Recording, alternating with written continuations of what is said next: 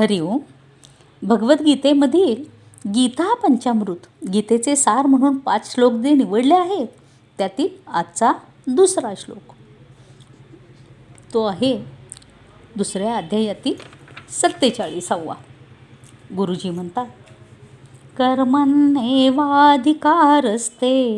मा फलेषु कदाचन मा कर्मफलहेतुर्भुः मा ते संगोस्त्व कर्मणी.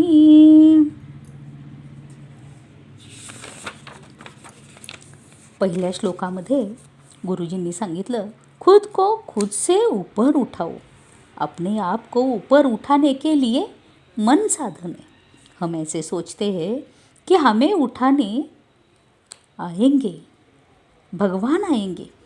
उसका एक उदाहरण है. एक महाशय थे, उन्हें लगता था हमेशा उन्हें भगवान बचाने आएंगे. एक दिन वो ऐसे ही नाव में से जा रहे थे तो अचानक नाव डूबने लगी.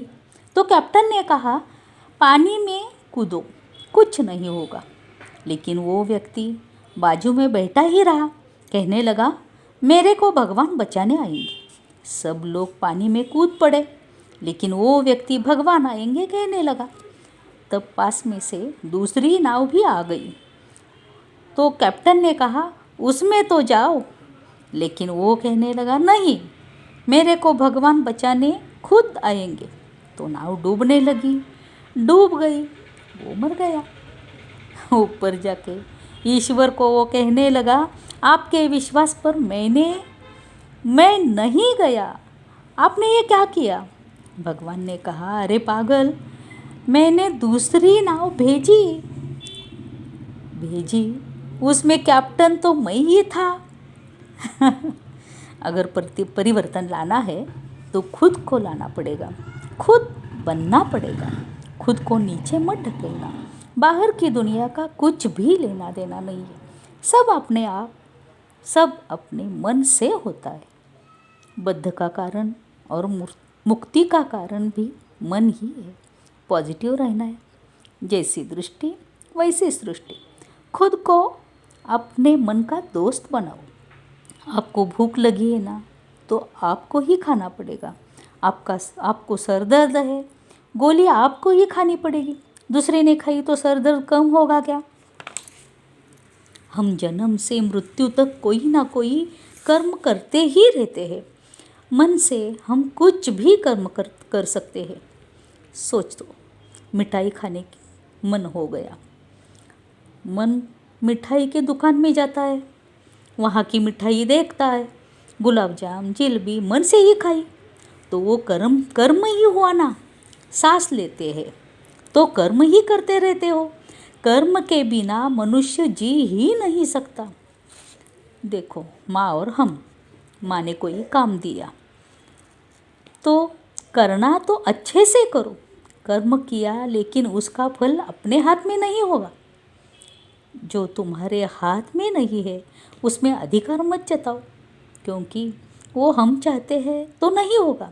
वो तुम्हारे हाथ में ही नहीं है. उसका फल हमारे हाथ में नहीं तो क्यों सोचना.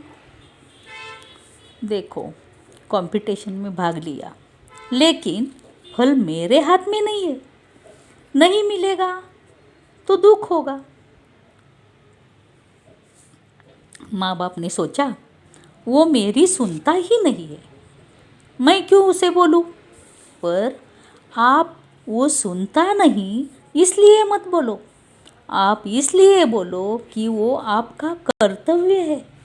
अगर आप कर्म सही प्रकार से कर रहे हो, हमेशा हम फल के बारे में ही सोचते हैं.